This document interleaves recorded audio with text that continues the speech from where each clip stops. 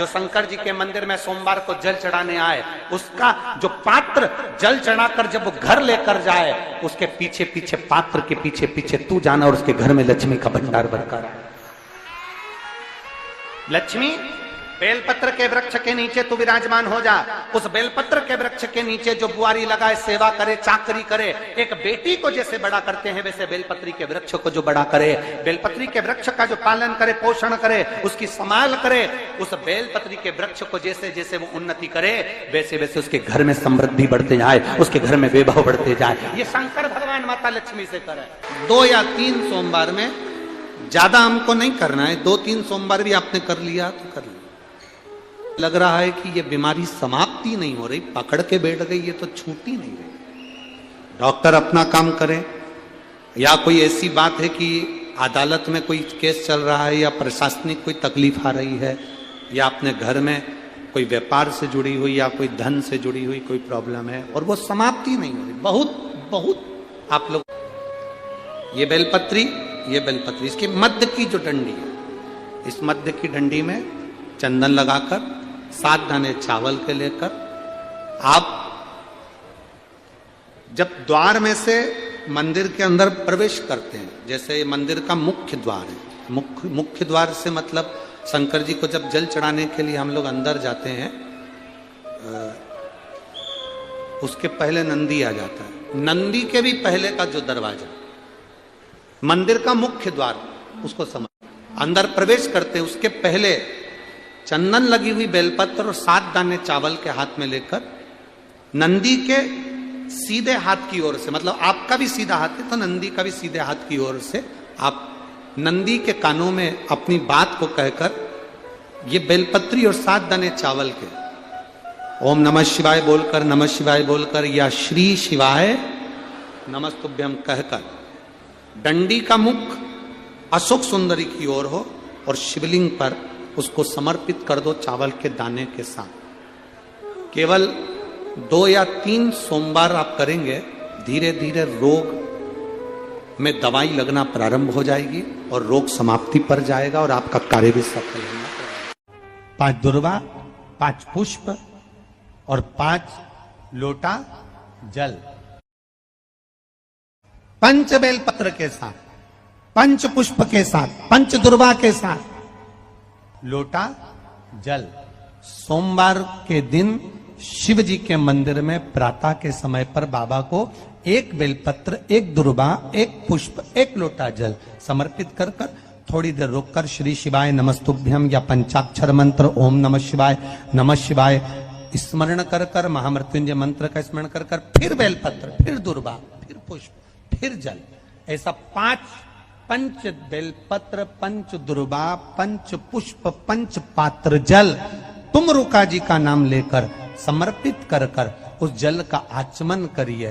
5 सोमवार या 7 सोमवार करिए, बाबा गर्भ अवश्य ठहराएगा और संतान अवश्य हो। तुम रुका जी के नाम का स्मरण ही जीव का आनंद दे जाता है। आरती होने के बाद में कर्पूर गौरम जब हम गाते हैं और उसमें कपूर को अग्नि में डालते हैं, कपूर को अग्नि में दिया जाता है। आपको सबको कथा में हमने पहले भी वर्णन किया कि कपूर किसका प्रतीक है। जो आरती के बाद में कपूर लगाया जाता है वो किसका प्रतीक है। यदि आपने पूर्व में शिव पुराणों को सुना होगा तो उसमें हमने वर्णन किया है। पूर्व में अश्वमेध यज्ञ होते थे। अश्वमेध यज्ञ का जो अश्व होता था वो पूरा दिग्विजय करने जाता था, फिर वो अश्व आता था और उस अश्व को अग्नि की साक्षी में दिया जाता है। अब आज का व्यक्ति तो इतने सारे अश्वमेध यज्ञ नहीं कर सकता। आज के व्यक्ति के पास टाइम भी नहीं है तो वो यज्ञ भी बड़ी मुश्किल से कर पाता है, हवन में भी बड़ी मुश्किल से बैठ पाता है। अश्वमेध यज्ञ का पुण्य कैसे प्राप्त हो? तो भगवान राम जी ने अपने गुरु विश्वामित्र जी से यह पूछा था कि हमें, वशिष्ठ बाबा से पूछा था कि हमें अश्वमेध यज्ञ का फल रोज प्राप्त हो। हम अश्वमेध यज्ञ तो एक ही बार करें पर उसका फल रोज प्राप्त हो, उसके लिए क्या करना चाहिए? तो वशिष्ठ बाबा ने, विश्वामित्र जी ने उस अश्वमेध यज्ञ के अश्व को कपूर बना दिया और उस यज्ञ कुंड में छोड़ा। तो कहा वशिष्ठ बाबा ने और विश्वामित्र जी ने, जब संसार का मनुष्य अपने घर में नित्य आरती करता है, विशेष आरती में जब कपूर की आरती करेगा तो उसको अश्वमेध यज्ञ का फल उसी क्षण प्राप्त होगा।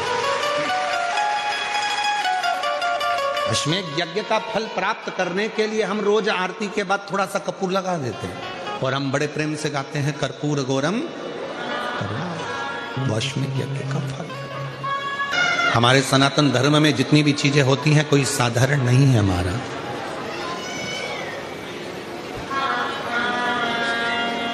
हमारे सनातन धर्म में जितनी भी चीजें हैं, हाथ में अगर हम मोली बांध रहे हैं, लाल लच्छा बांध रहे हैं, नाड़ा बांध रहे हैं, वो लाल पीला धागा बांध रहे हैं, क्यों बांधते हैं? किस लिए बांधा जाता है? उसको बांधने का केवल एक कारण होता है कि हम किसी दूसरे के बंधन में ना पड़ जाएं, तो वो बंधन बांधा।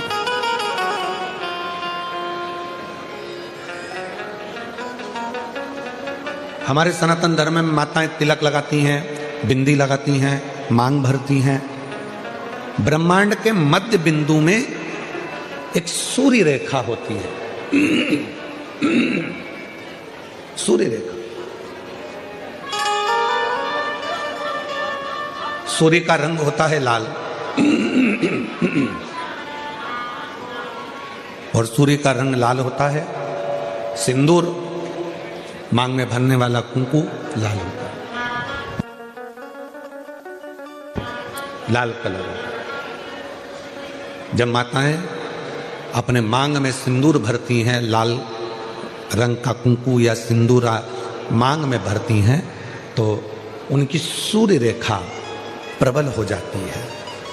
और यदि कोई माता पढ़ी लिखी भी नहीं होती है, कुछ भी ना पढ़ी लिखी है, तो भी अपने बच्चे को पढ़ाने की सामर्थ्यता उसमें तुरंत प्रकट हो जाती है। वो पढ़ा। छोटू भाई, पहले के समय में माताएं इतनी पढ़ी नहीं होती थी। जो बुजुर्ग माताएं हैं वो इतनी पढ़ी नहीं होती, पर अपने बच्चे को वो ज्ञान पूरा देती, अपने बच्चे को विद्वत्ता पूरी देती, विद्वत्ता ज्ञान पूरा देती।